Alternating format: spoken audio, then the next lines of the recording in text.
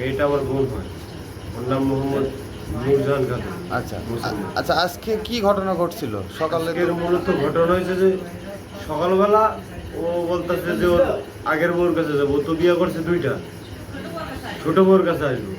তো ও বলতেছে যে তুমি এখন যাইবা, বাজার সদাই করছে। আমি বললাম যে রান্না বাড়া করি, খায়ালে নামাজ টামাজ করে তুমি তারপর যাও। এবার রান্না বাড়া করলো, খাওয়া দাওয়া করলো, সব কিছু ঠিক আছে।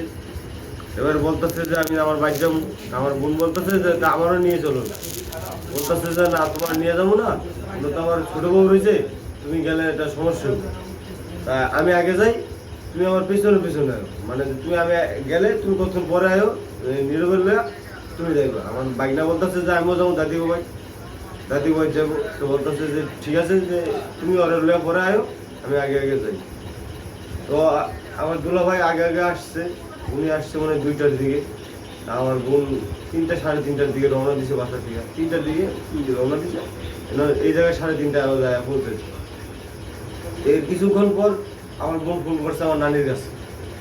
এবার আমি রিসিভ করছি, আমার বলতেছে ভাই ওরা মনে হয় আমার আর বাঁচতে দিব। বাস এতটুকুই বললো যে ওরা মনে হয় আমার আর বাঁচতে দিব না। আমি বললাম যে তুই কই গেছিস বা কোথায় গেছিস বা কি বৃত্তান্ত কি, তুই কই? মানে আমি তো বলছি যে তুই এই ভাষায় যাবি না, ওরা তোর মারবো বা ওরা তোর মারা লেতে পারে।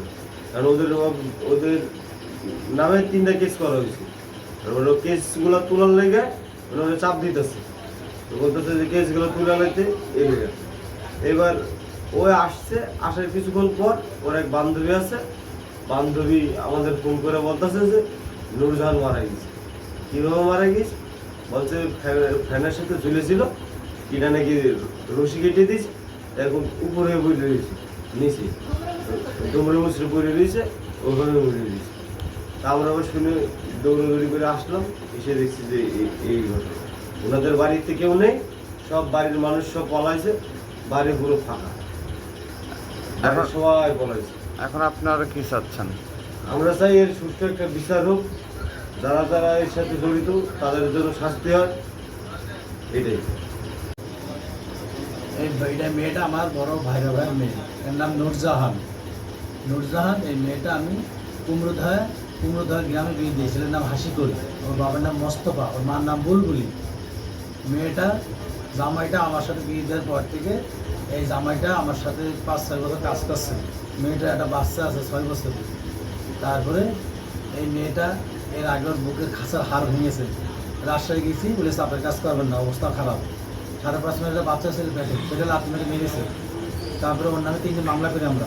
3 মামলা করে কী করে 1 সপ্তাহ আগে একটা মামলা ওয়ারিং বেরিয়ে যায়।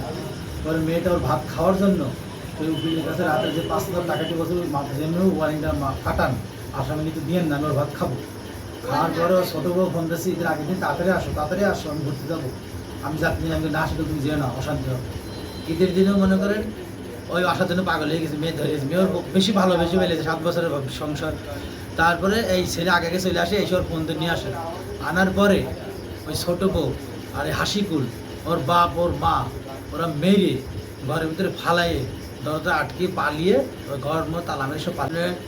তখন বাজে আমি সমাজের গোস্ত দেবে, আমি শুনি যে গোস্ত আনতে গেছি। আর ওই মুহূর্তে আমার পিয়ারতলা একটা মেয়ে আছে, আমারই স্বাস্থ্য বোন, 4:45 আমার ওই 4:45 ওই মেয়েটা ফোন দেখা, ভাই নূরজাহানকে মেরে ফেলেছে।